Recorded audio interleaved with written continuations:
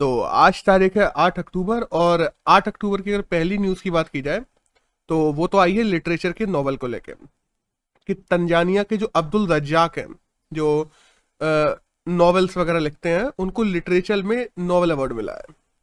By the way अगर इनकी बात करें तो इन्होंने ज्यादातर जो नॉवेल्स है वो कॉलोनीज पे लिखे हैं। कि देखा है कि दूसरी दूसरी कंट्रीज अलग अलग जगह कॉलोनीज बना लेती हैं, ब्रिटिशर्स ने ज्यादातर कॉलोनीज बनाई हैं। तो ज्यादातर नॉवल नॉवल सीरीज बात है उनकी, ज्यादातर किस पे, ब्रिटिश पे बेस है, क्योंकि ज्यादातर कॉलोनीज यूरोप और ब्रिटिशर्स की थी। वही हम बात करें तो इनका एक नॉवल है पैराडाइज नाम से, जिसने मेंस बुकर प्राइज के लिए भी नॉमिनेट हो रखा है वो, तो अच्छी बात है। और अब बात करें तो लिटरेचर के नॉवल की बात करें तो स्वीडिश अकेडमी है जो इसको देती है। By the way Swedish academy of science अलग है, वो केमिस्ट्री और फिजिक्स का देती है, लेकिन लिटरेचर का केवल स्वीडिश अकेडमी देती है, ये अलग अकेडमी है। और 1901 से इसको शुरू किया गया था, और पहली बार सुली पेडोमैन है जिनको पहली बार दिया गया था जब स्टार्ट हुआ था। तो एक नेक्स्ट न्यूज आई है सुप्रीम कोर्ट को लेके, कि जो ईडब्ल्यूएस कोटा है, इकोनॉमिकल वीकर सेक्शन, हम लोग देखते हैं ना कि 103 103rd कॉन्स्टिट्यूशन अमेंडमेंट हुआ था 2019 में, और उसमें 10% आरक्षण जोड़ दिया गया था जनरल कैटेगरी वालों के लिए, जिसमें आर्टिकल 15 और आर्टिकल 16 में अमेंडमेंट किया गया था। तो पहले केवल सोशल बैकग्राउंड के तौर पे मिलता था आरक्षण, क्योंकि हम ये जानते हैं इंदिरा सहानी जो केस था 1992 में, उसमें कहा गया था कि सोशल बैकग्राउंड के बिहाफ पे जो आरक्षण मिलेगा वो कभी भी 50% से ऊपर नहीं किया जाएगा। तो आपने पॉलिटिकल के जो लोग हैं, पॉलिटिक्स के, उन्होंने नया तरीका निकाल लिया, उन लोगों ने इकोनॉमिक बैकग्राउंड पे दे दिया और कह दिया सोशल बैकग्राउंड में 50% है, 10% इकोनॉमिक बैकग्राउंड पे है। तो ये 10% दिया गया था। तो अभी क्या हुआ ना, सुप्रीम कोर्ट ने इस पर सवाल उठा दिए। उन्होंने कहा ये बताओ कि तुमने इकोनॉमिकल वीकर सेक्शन 8 लाख वाले को माना कैसे है, कि 8 लाख पर ईयर जो इन लोगों ने रखी है लिमिट, कि 8 लाख पर ईयर जो कमा रहा है वो इकोनॉमिकल वीकर सेक्शन में आएगा, ये लिमिट किस आधार पे है। और इस आधार को अब सुप्रीम कोर्ट में ड्राइव करेगी कौन, सरकार करेगी, कि ये किस आधार पे उन लोगों ने रखा है, क्योंकि इसका कोई आधार नहीं है ना। हम जानते हैं कि हमारे इंडिया में ज्यादातर लोग तो बहुत गरीब है। 8 लाख में तो हमारे इंडिया के अगर जनरल की भी बात की जाए तो नॉर्मल पॉपुलेशन का 95% तो इसी में आ जाता है। तो फिर किस आधार पे है, कौन कौन सा बेस है इसमें, तो इसी सब की बात है। अब एक नेक्स्ट न्यूज आई है हिंदुस्तान एरोनॉटिकल लिमिटेड से, HAL से, कि उसने एक हैवी प्रोपेलेंट टैंक बनाया है जिसका नाम रखा है SCL-20-LAX। अब ये बेसिकली इस टैंक का मतलब क्या है, हम देखते हैं कि जब हमारे CSLV GSLV ये सब लॉन्च किए जाते हैं तो उनमें प्रोपेलेंट वगैरह भर के टैंक लगाए जाते हैं। तो अभी तक जो प्रोपेलेंट टैंक थे वो हमारे पास में जो सबसे बड़ा प्रोपेलेंट टैंक है जो अपन लोग GSLV में यूज करते हैं, उसका नाम है C32LH2। लेकिन वो पूरा नहीं पड़ रहा था, एक तरीके से जितना वजन लेके जाना है उसके लिए वो उतना कारगर नहीं था, उतना ज्यादा हम उसमें पेट्रोल ईंधन, एक तरीके से बोले, पेट्रोल क्या बोला मैं, ईंधन उतना नहीं भर पाते थे। बट अब ये हिंदुस्तान एरोनॉटिकल लिमिटेड ने इसरो को नए टैंक बना के दिए हैं। अब कहा जा रहा है कि हमारा जो GSLV है वो कंपेरेटिवली 20% और ज्यादा स्ट्रॉन्ग बन जाएगा, और तकरीबन 40% ज्यादा पेलोड लेके ऊपर जा पाएगा। और अपन लोग HAL की बात करें तो 1940 में हिंदुस्तान एयरक्राफ्ट के नाम से ये शुरू हुई थी। 1964 में इसका नाम चेंज होकर HAL हो गया, और माधवन है जो इसके MD और CEO है इस समय। एक नेक्स्ट न्यूज की बात करें तो भाई इंडिया और यूके की जो आर्म्ड फोर्सेस हैं वो आपस में बायलैटरल एक्सरसाइज कर रही हैं जिसका नाम है अजय वॉरियर, और वो उत्तराखंड में की जा रही है इस समय। पिछली बार हम लोग देखते थे कि यूके में हुई थी, इस बार उत्तराखंड में हो रही है। तो अजय वॉरियर क्या है, अजय वॉरियर इंडिया और यूके की आर्म्ड फोर्सेस के बीच में बायलैटरल एक्सरसाइज है, दैट्स ऑल। एक नेक्स्ट न्यूज और आई है यूके से, कि हम लोगों ने देखा था ना कि अभी यूके ने क्वारंटाइन सैंक्शंस लगा के रखे थे इंडियंस पे, कि इंडियंस जा रहे थे तो वो वैक्सीन उसको इंटरनेशनल वैक्सीन नहीं मानते थे, हमारी अगर कोवैक्सीन या कोविशील्ड को 10-10 दिन के लिए क्वारंटाइन कर दे रहे थे लोगों को। इंडिया ने भी करना शुरू कर दिया था, इंडिया ने भी करना शुरू कर दिया था। उसके बाद हम देखते हैं कि जो कॉमनवेल्थ हॉकी चैंपियनशिप है उसमें इंडिया ने अपनी टीम भेजने से मना कर दिया था। तो आखिरकार यूके ने अभी इंडिया से सारे के सारे सैंक्शन हटा लिए हैं। अब उस यूके ने कह दिया है कि हाँ अब भारतीय लोगों को क्वारंटाइन नहीं किया जाएगा, और वही है कि यूके ने हटा लिए हैं तो इंडिया के लोग भी हटा लेंगे जल्दी ये सैंक्शन। लेकिन पता है अब ये लोग क्या करेंगे, अब ज्यादातर है ये लोग वीजा में प्रॉब्लम करेंगे, लोगों को वीजा ही नहीं देंगे, वीजा देने में 50 चीजें लगा देंगे, ये लेके आओ वो लेके आओ। अब देखो क्या होता है। एक नेक्स्ट न्यूज है पाकिस्तान की आईएसआई एजेंसी की तरफ से, पाकिस्तान की इंटेलिजेंस एजेंसी आईएसआई, इसके नए हेड बनाए गए हैं जनरल अंजुम को, बस ये छोटी सी न्यूज है। अब आईएसआई की बात करें तो 1948 में आईएसआई की स्थापना हुई थी और इस्लामाबाद है जहाँ पे इसका हेड स्टेशन है। और आईएसआई की तरह भारत में रॉ है, हम जानते हैं। देखो आईएसआई और रॉ के बीच में 20 साल का अंतर है। आईएसआई 1948 में बनी थी, रॉ 1968 में आके बनी है, रामेश्वर राव ने बनाई थी, हम लोगों ने देखा था। और एनआईए भी है भारत के पास में। लेकिन अगर हम बात करें तो वर्ल्ड की टॉप 3 जो खुफिया एजेंसी है उनमें हमारी रॉ आती है भारत की। एक नेक्स्ट न्यूज आई है वो है वर्ल्ड बैंक को लेकर। वर्ल्ड बैंक ने 8.3% इंडिया की ग्रोथ रेट फोरकास्ट की है। और वहीं हम फिंच की बात करें तो फिंच ने इंडिया की फोरकास्ट की है 8.7%। बाय द वे ये फोरकास्टिंग हर 3-3 महीने में ये लोग नहीं करते हैं, और ये पेपर में पूछ ली जाती है, इसलिए वजह से अपन डिस्कस किया।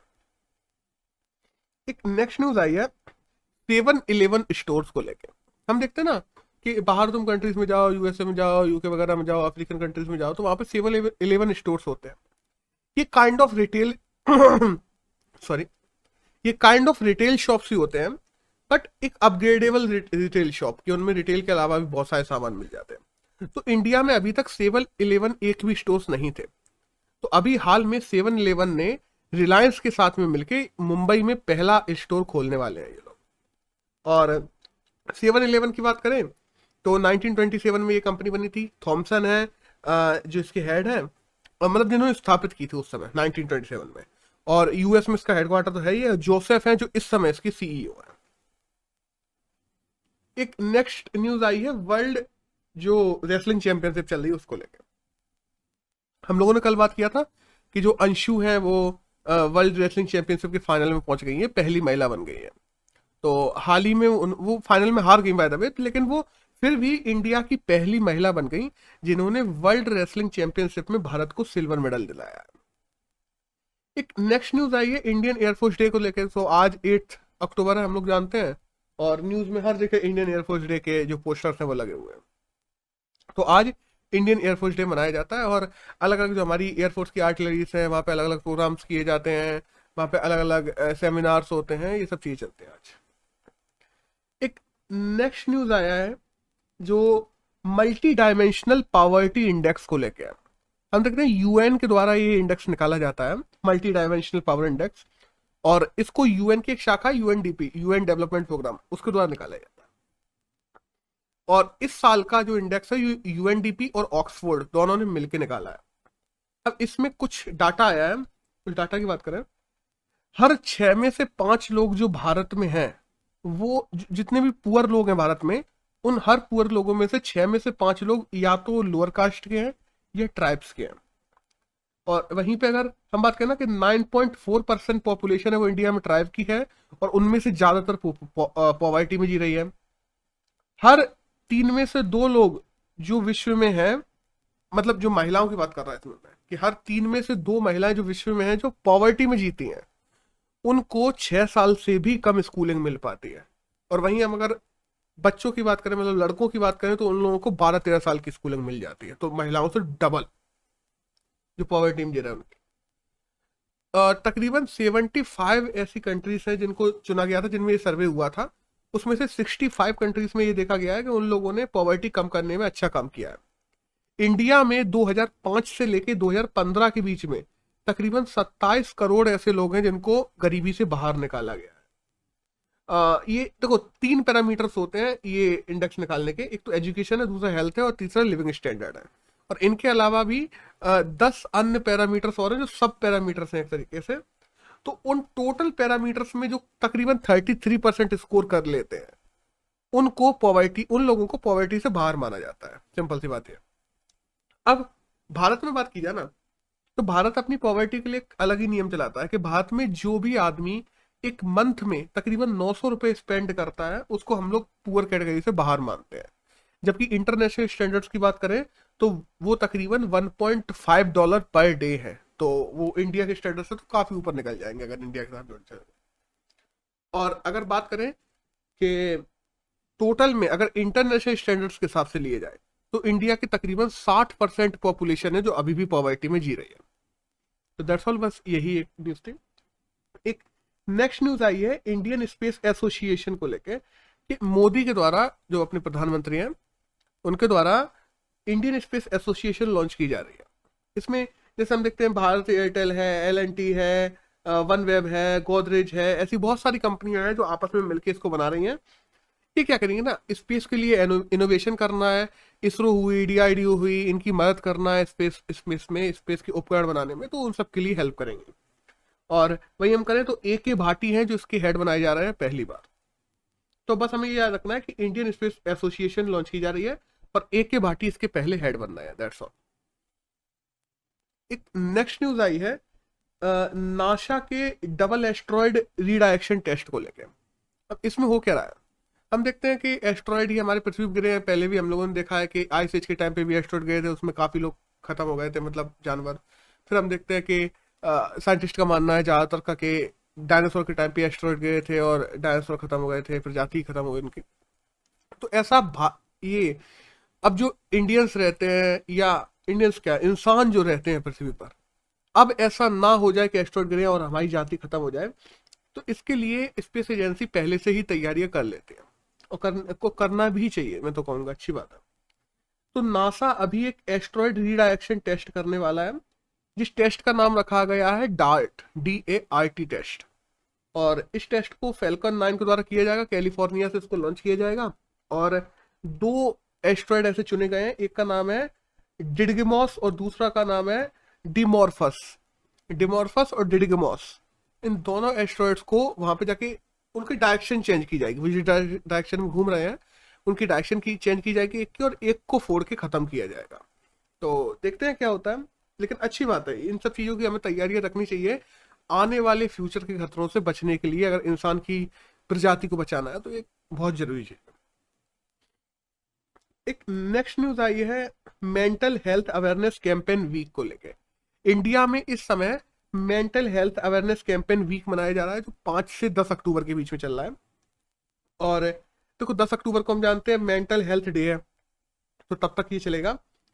और इसमें कोशिश की जा रही है कि जो डिप्रेसिव डिसऑर्डर है, दुनिया में तकरीबन 7% लोग हैं जो डिप्रेसिव डिसऑर्डर से जूझ रहे हैं। 56% लोग ऐसे हैं जो केवल USA में ऐसे 56% लोग हैं जो डिप्रेसिव डिसऑर्डर में है और वो दवाई नहीं लेते। तो सोचो USA जिसको हम लोग मानते हैं कि हाँ एक ऐसी कंट्री है जिसमें ज्यादा पढ़े लिखे लोग हैं, ज्यादा अवेयरनेस है, वहां भी आधे से ज्यादा लोग जब डिप्रेशन में होते हैं या डिप्रेसिव डिसऑर्डर में होते हैं तो वो लोग अपनी दवाइयां तक नहीं लेते, डॉक्टर से कंसल्ट भी नहीं करते। 3 करोड़ ऐसे लोग हैं पूरी दुनिया में जिनको ईटिंग डिसऑर्डर है। ईटिंग डिसऑर्डर मतलब खाते जा रहे हैं या नहीं खा रहे हैं, उनको ना भूख लग रही है, कितनी लग रही है ये भी नहीं पता। 56% लोग तकरीबन, जो हम लोगों ने अभी बात की ना कि USA में नहीं बताते, उनमें से तकरीबन 90% लोग ऐसे हैं जो सुसाइड कर देते हैं मेंटल हेल्थ की वजह से। तो हम इससे ही आंकड़ा निकाल सकते हैं कि अगर मेंटल हेल्थ प्रॉब्लम है तो हमें बताना कितना जरूरी है और इन चीजों को अवेयरनेस इनके बारे में लाना कितना जरूरी है। हर 20 में से एक भारतीय किसी ना किसी मेंटल इलनेस से जूझ रहा है। और भारत की बात की जाए तो तकरीबन 6 करोड़ ऐसे लोग हैं जो किसी ना किसी मेंटल इलनेस से जूझ रहे हैं। और ये पता है, ये 6 करोड़ आंकड़े तो वे हैं जो शहरों और इन सब से निकल के आए हैं, गांव वगैरह में भी होंगे, हर जगह होते हैं मेंटल हेल्थ तो लोग, वो आंकड़े तो हैं ही नहीं हमारे पास में। तो मेंटल अवेयरनेस बहुत बड़ी चीज है, लोगों में होना चाहिए। और इसी चीजों को लेके, मेंटल हेल्थ को लेके अवेयरनेस बढ़ाने के लिए ये कैंपेन चलाया जा रहा है इंडिया में। एक नेक्स्ट न्यूज आई है रोड ट्रांसपोर्ट मिनिस्ट्री की तरफ से कि हम लोग जानते हैं, हम लोगों ने इसके बारे में बाद में कल एक आर्टिकल भी कवर किया था, एडिटोरियल, जो गुड स्मार्टियंस की हम लोगों ने कवर किया था कि गुड स्मार्टियंस कैंपेन है जो रोड ट्रांसपोर्ट मिनिस्ट्री के द्वारा 4 अक्टूबर को लॉन्च किया गया है। बस इसके बारे में कुछ एक्स्ट्रा डाटा निकल के आया है तो मैंने सोचा बता दूं कि यूपी और तमिलनाडु में लार्जेस्ट एक्सीडेंट वहां पे होते हैं। हर दिन एवरेजली 400 एक्सीडेंट होते हैं। 31 मार्च 2026 तक ये स्कीम चलने वाली है, अगले 5 साल के लिए ये स्कीम शुरू की गई है। और 10, हमने कहा जाना कि हर 1 लाख लोगों में से 10 लोग रोड एक्सीडेंट्स में ही मारे जाते हैं। और बाय द वे जो गोल्डन आवर में लोगों को पहुंचाएंगे उनको गुड स्मार्टियंस कहा जाएगा, जो लोगों की जान बचाने में मदद करेंगे, उन लोगों को 5,000 रुपये एक सर्टिफिकेट दिया जाएगा हर हॉस्पिटल की तरफ से। और ऐसे 10 लोगों को चुना जाएगा जिन्होंने बहुत अच्छा काम करके रखा है, उन लोगों को हर साल 1-1 लाख रुपए दिया जाएगा। तो ये सब हम कल डिटेल में बात कर ही चुके हैं, बस ये एक्स्ट्रा डाटा था जो आज बात करनी थी कि कब तक चलेगी कैसे क्या। यहाँ से आज की न्यूज़ खत्म होती है और शुरू होते हैं भाई एडिटोरियल। तो एडिटोरियल आया है मलेरिया की वैक्सीन को लेकर, सॉरी। तो मलेरिया वैक्सीन हम देखते हैं कि अभी आ गई है। हम लोगों ने देखा है कि RTS नाम से मलेरिया की पहली वैक्सीन बनाई जा चुकी है, जिसके हम लोगों ने देखा कि ह्यूमन लाइफ को इजी और सेफ बनाने के लिए WHO कह रहा है कि इसको जल्दी से जल्दी रेगुलेट करना चाहिए। हमें लैब से निकाल के इसे ग्राउंड में पहुंचाने की जल्दी से जल्दी कोशिश करनी चाहिए। और मलेरिया की वैक्सीन हम जानते हैं कि नवजात बच्चों की बात की जाए, बड़ों की बात की जाए, हर जगह, मतलब हर जगह ही इसका ट्रायल हो चुका है। ट्रायल ऑल पूरे ही हो चुके हैं।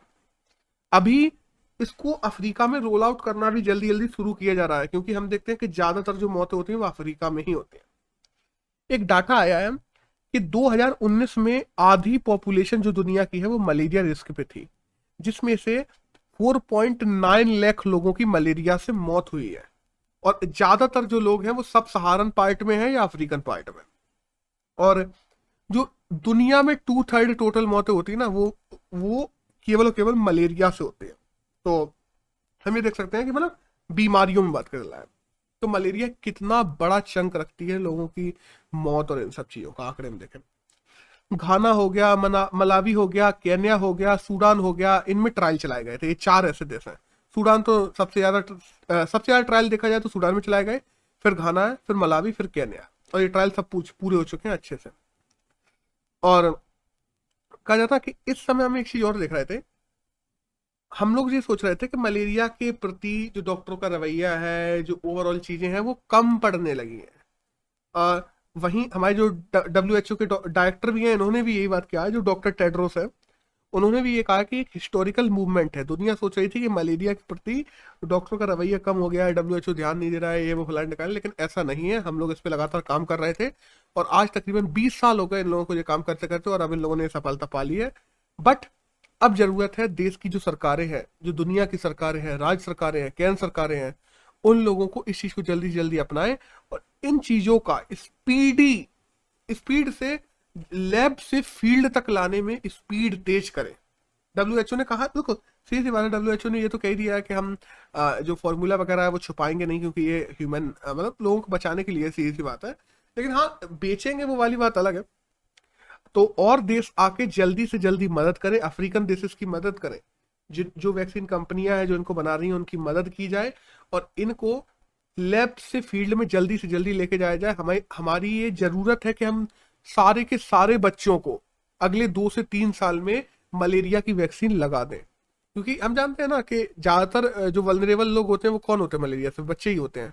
ज्यादातर जितने भी लोग मरते हैं उनमें 90 to 95% बच्चे ही होते हैं। तो बच्चों को ये चीज पहले लगानी जरूरी है और इसमें सारे के सारे देश आके मदद करें और सारे के सारे देश इसको स्पीड से बनवाने में फंड, मतलब वही सीधी बात, देखो फंड की कमी है अफ्रीकन देशों की। जब हम बात कर रहे हैं तो उनमें फंड की कमी है, रिसोर्सेज की कमी है, तो वो सब उपलब्ध करवाएं। That's all. तो आज अगर बात की जाए तो 8 अक्टूबर में यही करंट था जो हमारे एग्जाम के लिए जानना जरूरी था। That's all.